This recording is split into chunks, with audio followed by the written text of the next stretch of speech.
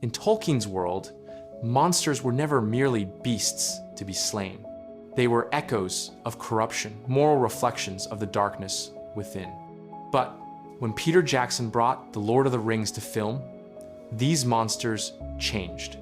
They grew sharper, louder, and far more physical cinematic terrors, born for the screen. And yet, behind the spectacle lies a quiet question. How much of Tolkien's meaning survived?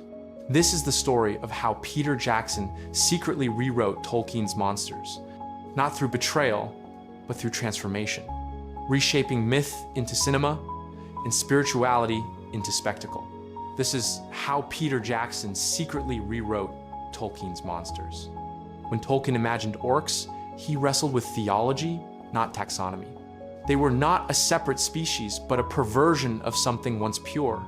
He wrote that they were fundamentally corruptions of the children of God, hence they are morally responsible. The orcs, then, were moral tragedies. They embodied a question that haunted Tolkien's Catholic imagination. If evil cannot create, only corrupt, then what are the moral rights of a creature made to serve darkness? This moral puzzle remained unresolved, even in his later writings. Were they enslaved, elves, broken men, or soulless shells? For Tolkien, it was a reflection of war's dehumanization, of soldiers turned into weapons by powers beyond their understanding. Peter Jackson, faced with the task of visualizing this ambiguity, made a decisive turn.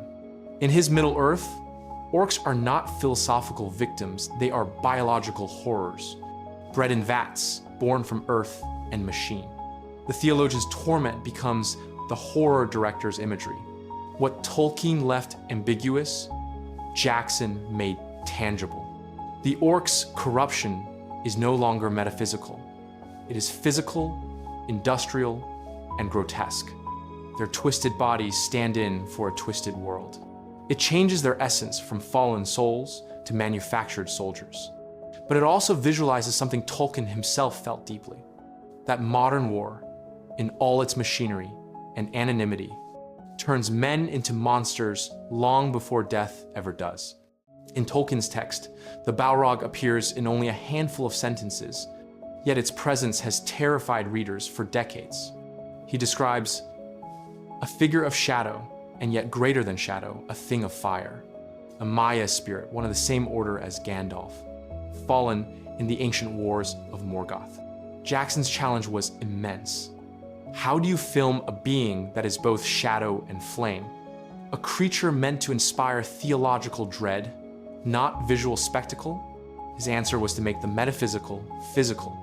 The Balrog becomes a colossus, horned, winged, wreathed in magma and smoke. An embodiment not of spiritual corruption, but of primal fear. The decision to give it wings was not mere visual flair.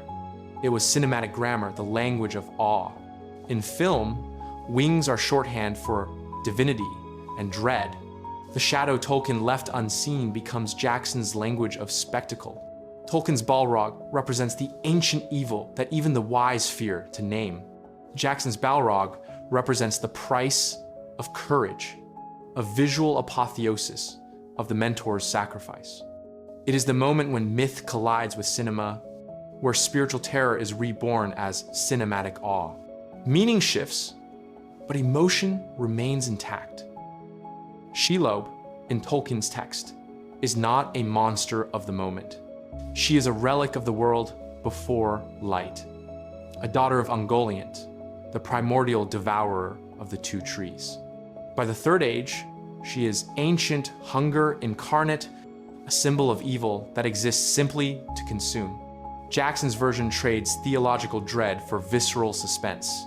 His Shelob is a creature of nightmares, speaking to our primal fear of darkness and helplessness. Her design borrows from nature, her movements eerily realistic, her fangs wet with venom. Where Tolkien's prose evokes timeless evil, Jackson's camera captures moment-to-moment terror. Yet beneath that, the core remains the same. Shelob's lair is still the descent into despair, a journey through darkness before the redemption of light. In Tolkien's words, this is divine grace made visible, light unlooked for, piercing even the oldest shadow. Jackson honors that truth cinematically as Sam's Phial of Galadriel bursts like a halo in the abyss. For a moment, theology and filmmaking align perfectly. No creature bridges book and film like Gollum. In Tolkien's legendarium, he is the most tragic of all beings, a hobbit consumed by the ring's malignant will, both sinner and victim, self-loathing and self-enslaved. For Jackson, Gollum was the emotional key to the trilogy. To make his torment visible, he externalized Tolkien's inner monologue.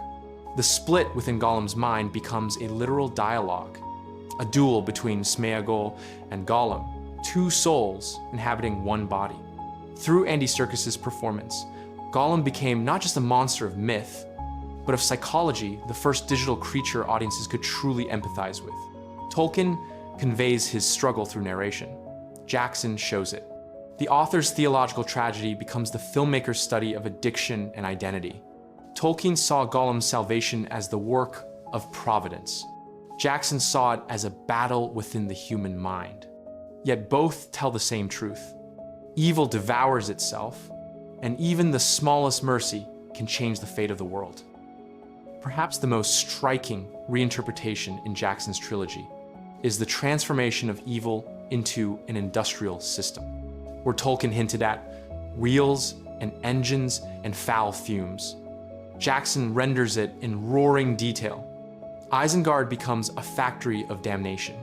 The Uruk-hai are assembled like weapons. Their birth evokes both horror films and assembly lines. Tolkien, who survived the Great War, saw evil in the domination of nature by machinery. Jackson amplifies that theme visually, creating a Middle-earth where the enemy is not just moral decay, but industrial progress without conscience. When the Ents rise against Isengard, it becomes more than a battle, it is rebellion itself, the natural world reclaiming what was stolen. Tolkien mourned industrialization. Jackson films its destruction, and in that flood that drowns the forges, myth becomes metaphor. Nature washing away the sins of machine and flame. Even the ringwraiths undergo transformation. Tolkien described them as formless, invisible beneath their cloaks, terrifying because they could not be seen.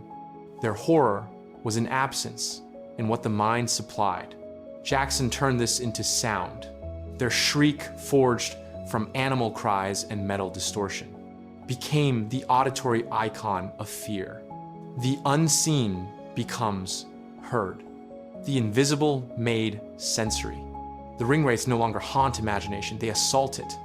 In the language of film, the unseen must take form, and Jackson chose sound as the medium of terror.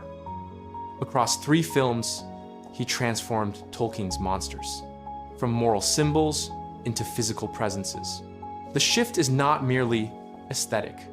It marks the translation of myth into modern myth-making. Tolkien wrote monsters that suggested evil. Jackson filmed monsters that embodied it. In doing so, he risked losing some of Tolkien's moral ambiguity. The idea that evil wears familiar faces, that corruption begins in the will, not in the body. But cinema speaks through image, and Jackson's images have power of their own. His orcs are the machine of war. His Balrog, the fire of wrath. His Gollum, the tragedy of addiction. His Shelob, the fear of oblivion. The monsters of Middle-earth were never simply villains. They were reflections of the world Tolkien survived and the one Jackson inherited. Each generation remakes its nightmares in its own image.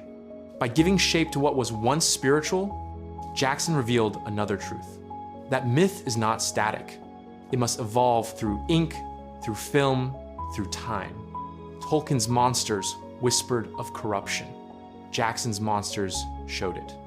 And somewhere between those two visions, Middle-earth lives not as history, but as a living myth reborn in the language of cinema.